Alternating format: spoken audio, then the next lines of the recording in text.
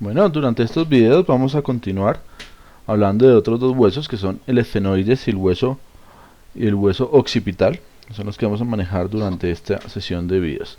Vamos a hablar del hueso esfenoides. Sabemos que va a ser parte de lo que se llama o se denomina la silla turca. Va a tener dos grandes partes, un cuerpo, unas alas menores y unas alas mayores, que ya las vamos a delimitar. Pues tenemos esta primera visión del hueso, ¿sí? Una visión anterior de lo que es el hueso esfenoides, ¿sí? De su cara anterior. Recordemos que es un hueso que está insertado dentro del cráneo y que es muy difícil verlo en esta posición. Realmente lo describen como en forma de alas de mariposa o en forma de murciélago a este hueso. Como siempre vamos a ver pues sus características más importantes, teniendo en cuenta que esta es la parte superior y que esta es la parte inferior del hueso. Vamos a ver cómo tenemos el cuerpo del esfenoides, tenemos su ala menor y su ala mayor, ¿sí? Entonces tener en cuenta que las alas menores son una parte pequeña del hueso. Tenemos esta parte que es toda la lámina pterigoides, que se divide en una lámina lateral, que es esta, y una lámina medial. Ya vamos a ver después en la parte más posterior cómo se ven estas láminas. Tenemos esta saliente, que como les decía sería la parte o la lámina lateral de la apófisis pterigoides, y la lámina medial de la apófisis pterigoides. Tenemos esta hendidura esfenoidal, punto importante y de importancia anatómica que deben reconocer porque es el punto de pasaje de varias estructuras. Entonces vamos a ir enumerándolas. Pasa el tercer par, es decir, el nervio motor ocular común.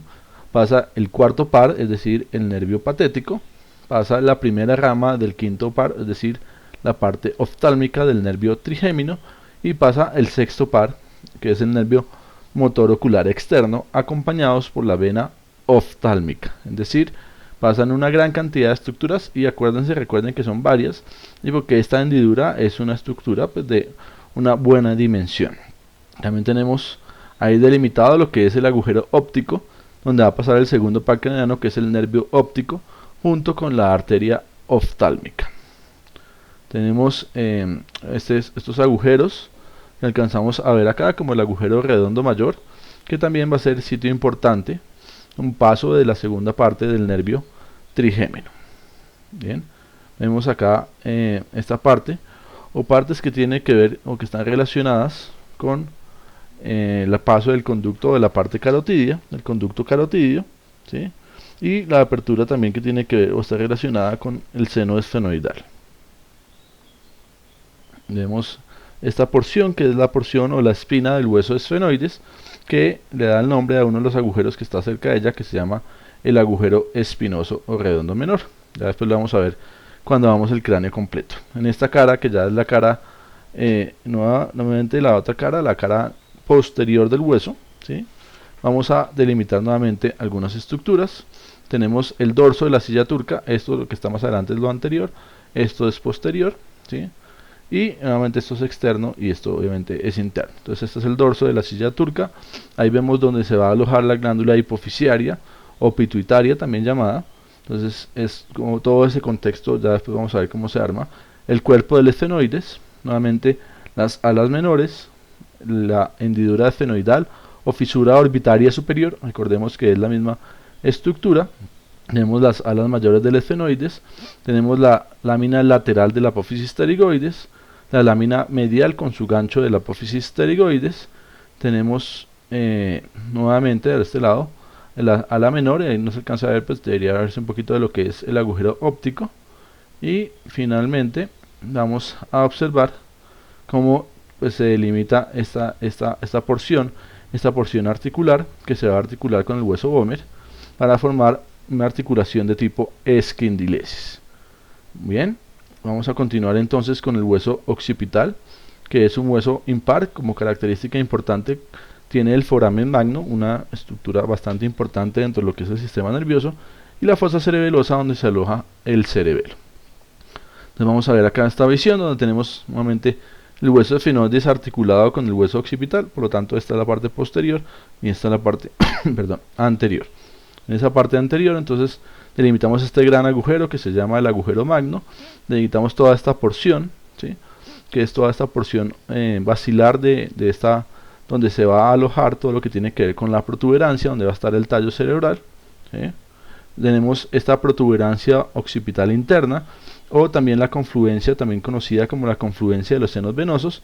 Acá vemos la llegada de los senos transversos, y por acá, aunque no se alcanza a delimitar muy bien, vendría la llegada de lo que es el seno sagital superior. Ahí vemos lo del seno transverso.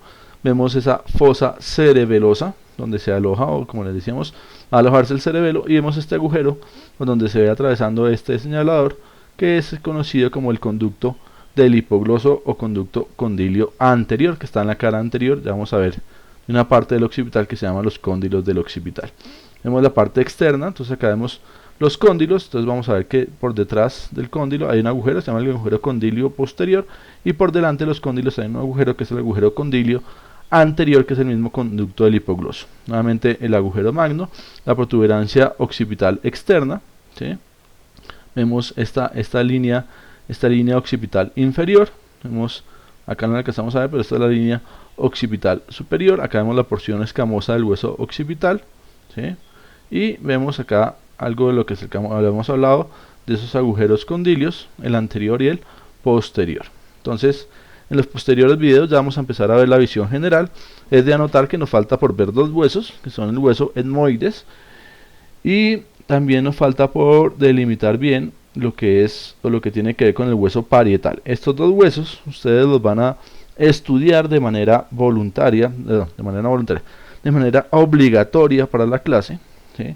Los van a tener preparados para la clase, y al azar algunos de los estudiantes del curso va a pasar al frente a explicar esos huesos. Yo llevaré las imágenes pertinentes para la explicación, pero la idea es que una persona del curso, cualquiera escogida de manera aleatoria y al azar, y de manera que va a ser calificado, va a pasar al frente a explicar uno de esos huesos. La idea de ese procedimiento es que ustedes se vayan acostumbrando a hablar un poco en público y le pierdan un poco el miedo a esta noción. Entonces ya nos veremos más adelante ahorita en el video de la visión general. Agradezco su atención a este video. Muchas gracias.